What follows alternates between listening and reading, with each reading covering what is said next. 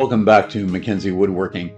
So our project today is a child's activity picnic bench for outside, and I've incorporated a sandbox in it, so it'll be a lid at top to keep the critters out, to keep the neighbor's cat out.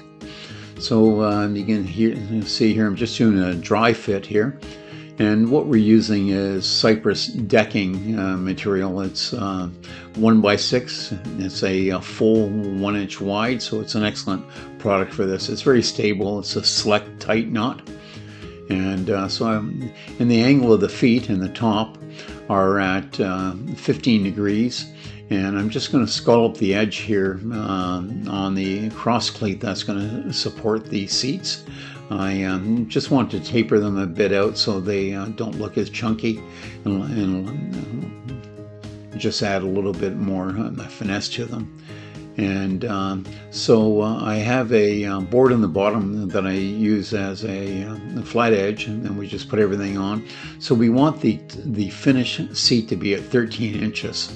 So the cross cleat will be at 12, and then from the top of the cleat to the support for the tabletop, and we're using a 2x2 cedar, 24 inches wide, and it will be 9 inches off the seat. Our cross piece on the A-frame is 48 inches, and our top portion there, the 2x2, is 24 inches. Just showing you there's some numbers again. And then we'll just glue this and screw this down to the A-frame. We'll be using 4 screws and glue, and that should give us years of wear and tear. So I've just put my marks on the pieces, and I'll just use some Type on 3 and just run some glue on there, and then we'll screw it as well.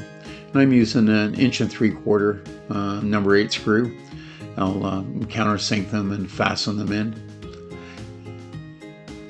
because we'll be eventually filling them.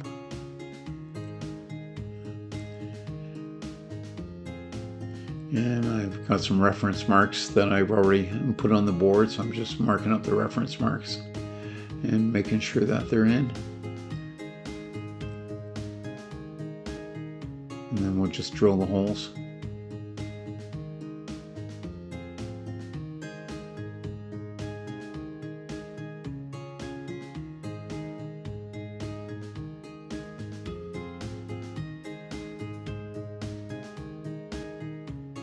And like I was saying, I'm using 4 screws and glue, and that should be strong enough.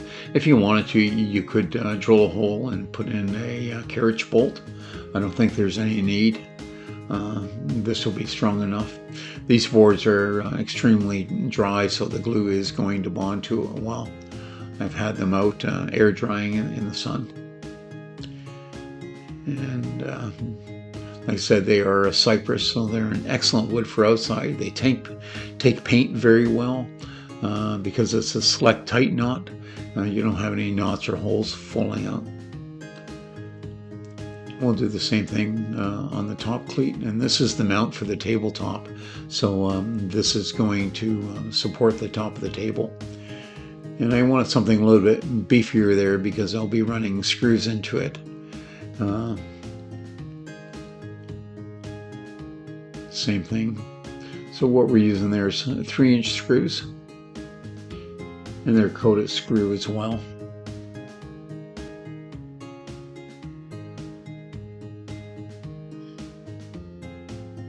And just giving it a bit of a final sand. And here we are. We'll just fill all our screw holes now. It's a lot easier to fill it now than you're not trying to manipulate the table and move it around. So I'll just give them a smooth. This is a great product too. And you can just give that a wipe, and they'll just need a light sand. I pre-sanded everything too before we put it all together. We just sanded it to a 150 grit. That's all that's needed.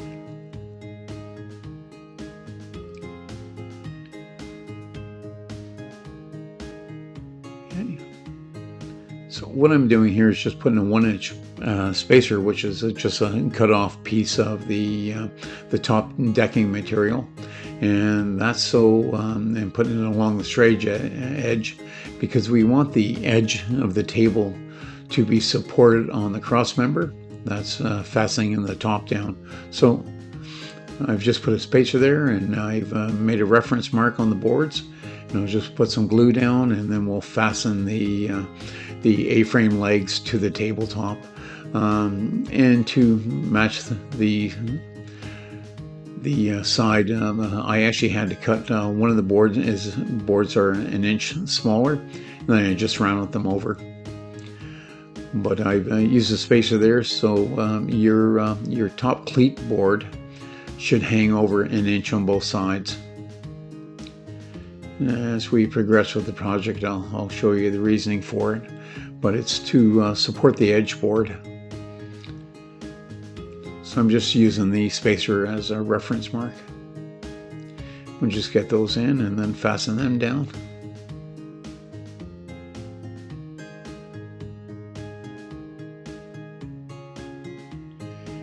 And as you can see, we have 1-inch overhang on both sides, and I'm just doing the back portion that's the same.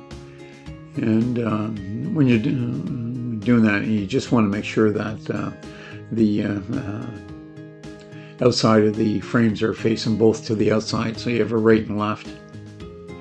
It's a mirror image.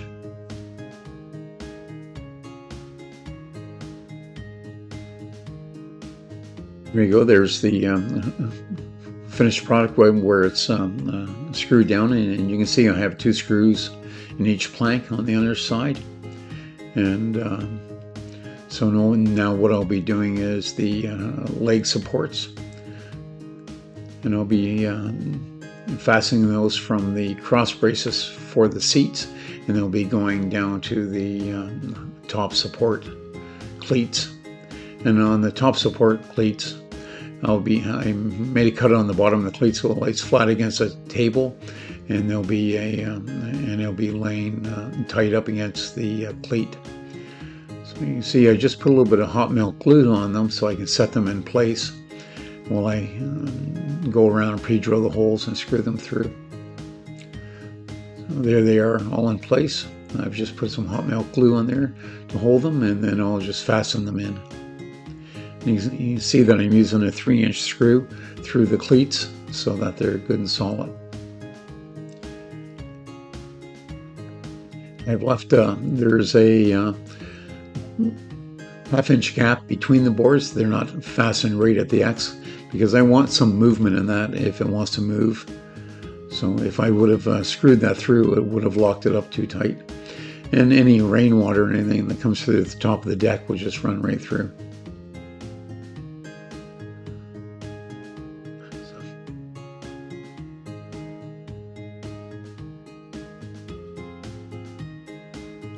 And here we go with the legs mounted and the cross braces and the top. So here you go. You can see that it's showing up to a picnic table. I was trying to draw a Mickey Mouse there on the ground for my granddaughter to see. I think I have to go back to art class. And so this is showing the purpose of the rails sticking out an inch. They're actually to support this upside down apron that'll be going around, which will encapsulate a sandbox in there. So I want this apron to sit on top of these cleats for support. So, trying to give you a close-up view there, you can see it.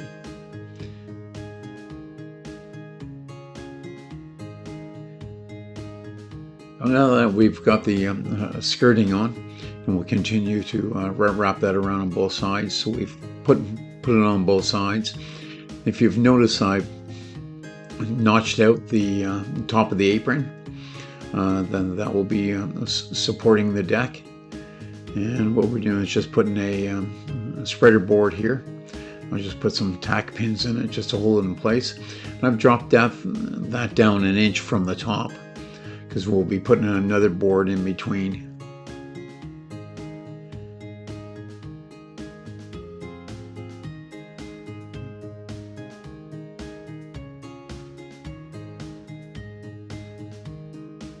we'll just countersink everything again. All the screws that we're using a countersink. We're using number 8 screws to whatever length is needed. On the sides in here where I want lots of support, because we'll be hinging a top lid on this. We want this to be quite strong, so I'll be doubling it up, and we're using 3-inch number 8 screws in here. So we just get them all pre-drilled and in.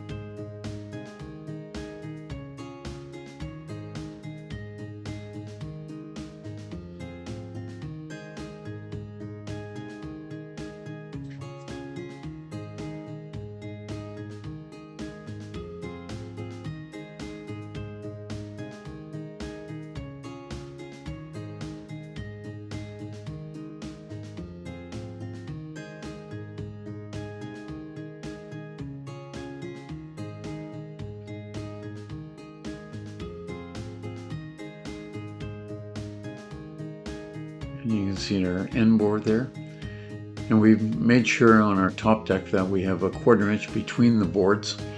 And that's so, because this will be for outside, and when it rains we want the water to be able to go right through it. So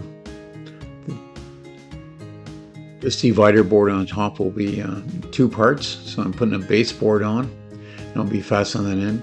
There'll be a lot of torque in this end because we're putting a lid on it, and sometimes kids can be a bit rough. So I'm doubling up on the boards here to add a lot of strength to it. So we'll just get this fastened on, and then I'll marry another one on top of it. And that'll be both ends are the same. And that'll just give us a lot of strength on that end, because we'll be using that as a support. And it'll be cantilevering the top of the lid as well too, so we don't want it to pull up.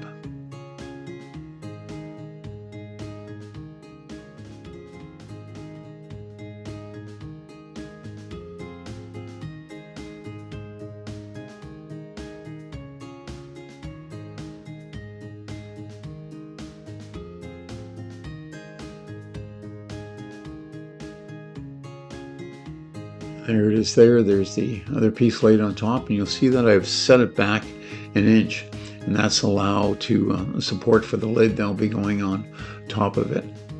So it'll be going flush to the outside edge, and then we'll just fasten that all down in the same manner, and just showing you there what will be supported on the lid. And with that 1.5 inch notch out, there won't be any little fingers getting caught underneath the lid when it opens and closes. I imagine it'll be open and closed quite often. We'll just fasten that down as well. We'll just put in a couple of pins to hold it in place.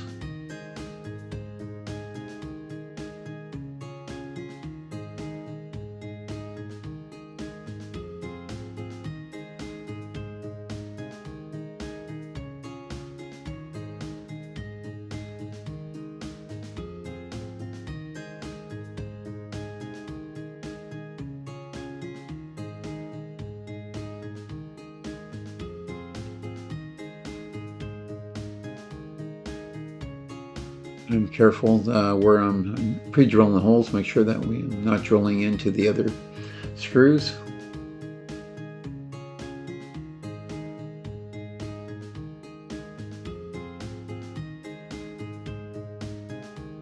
And here we go, we have it inverted, and we're just painting the legs before we put on the top or anything else, so we have all the holes filled. And so we're using Osmo paint, and that's available at Windsor Plywood, and they're in the west coast of Canada and the United States, and you can go out and they'll supply you with the paints that you needed. These are all custom colors that we're using. We're matching them to our needs. They have a base color range, and then you just add the colors that you need. And they have a color chart that they'll give you for something that goes close. And this is our own pink that we came up with. It's a beautiful product to use. So check out Windsor Plywood.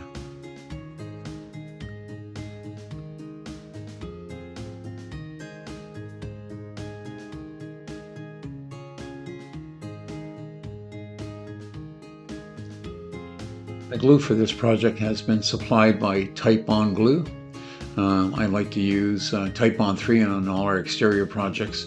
It's a good product to use. They've been around for a long time. I've never had a failure. Next time you're doing a project, please select Type-On Glue. And it's available at all the Windsor Plywood stores as well.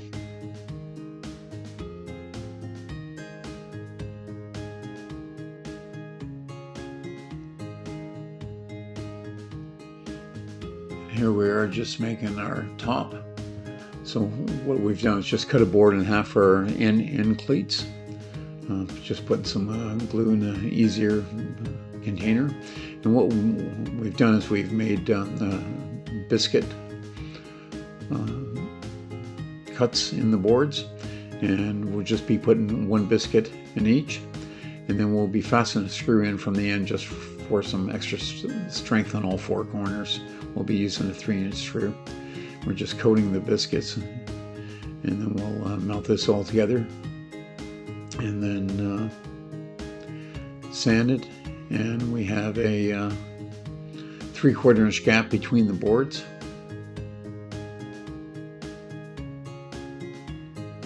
Just make sure we get lots of glue on the biscuit.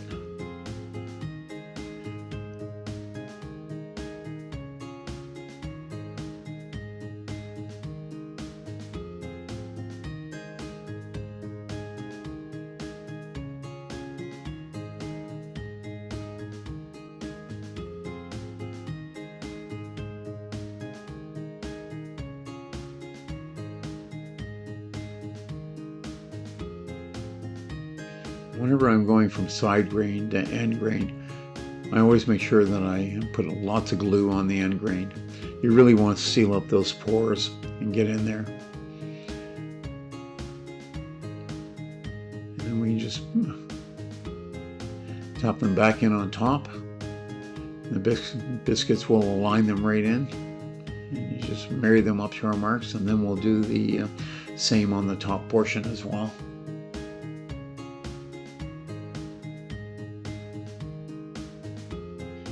Here we've got all our marks all marked up and clamped, and we'll just let that sit overnight, and then we'll come out here tomorrow, and then once all the glue sets up and everything, we'll run a couple of screws into it, and then we can sand it all down smooth and fit it to the top. You can see that I have 3/4 inch grooves in the top, and then the breadboard ends that are just biscuit jointed on the ends. There's another view of it.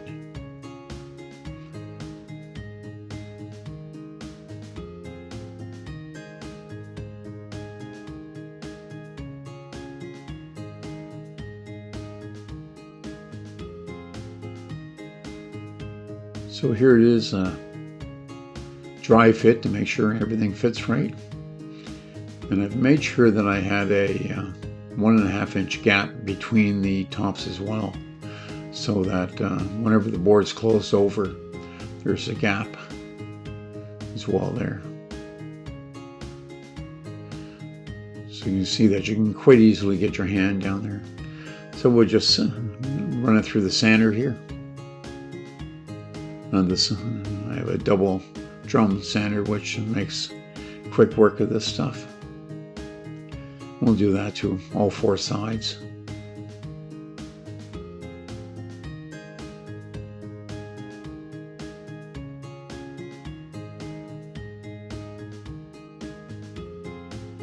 Everything's nice and smooth. And what I wanted, these are the seat pieces. So there's two of them. So it'll be a 12-inch seat, but I've wanted to make it look like material or a waterfall. So I've 45 the ends of the pieces, and then I'll marry them on and then put them on. So before I mounted the doors, I've painted them yellow, and then we painted all the skirt and everything blue.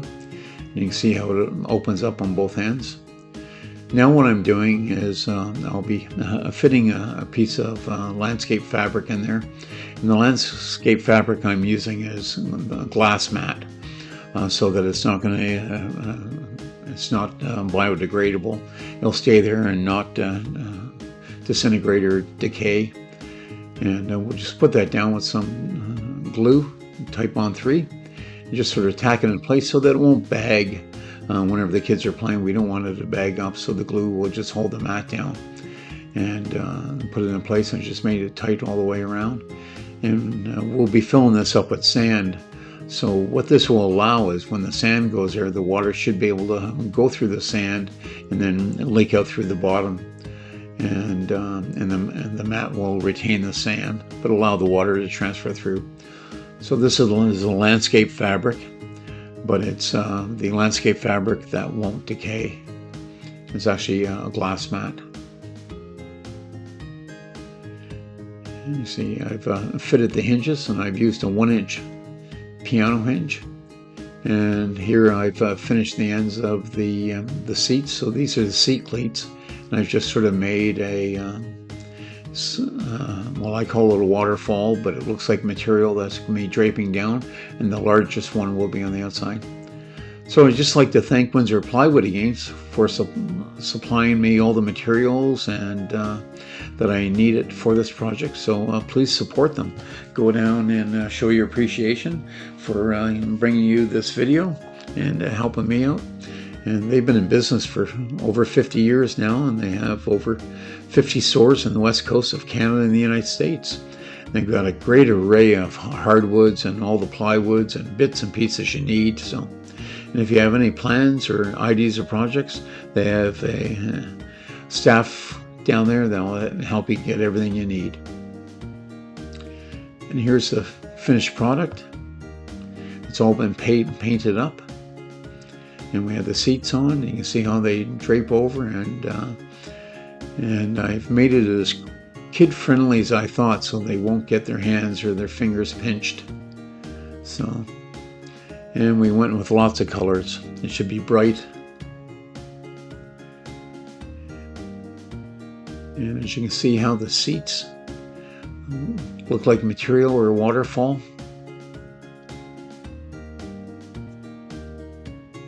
Just showing you the detail of the waterfall ends or the draper ends on the seat cleats. And they project out past the supporting rail that comes off the A-frame.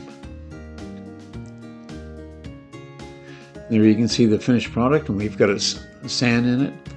And what we use is play sand. You can buy the bags of play sand. We've loaded that up and threw some colorful toys in it. So this is 2 bags of sand, 2 55-pound bags of sand. And you can see whenever the top goes down, they'll have lots of room to put their toys, and it'll support on the outside. And you can see why I wanted the support on the outside. So whenever they open it up, in case any kids decide to sit on it. And the piano hinges are a good choice for this. They're good and strong and lots of support. I used 3/4 inch screws, number 6 in them. And there's the sand that I use. So if you're putting sand in this, just don't go to the beach or pull it out of the garden.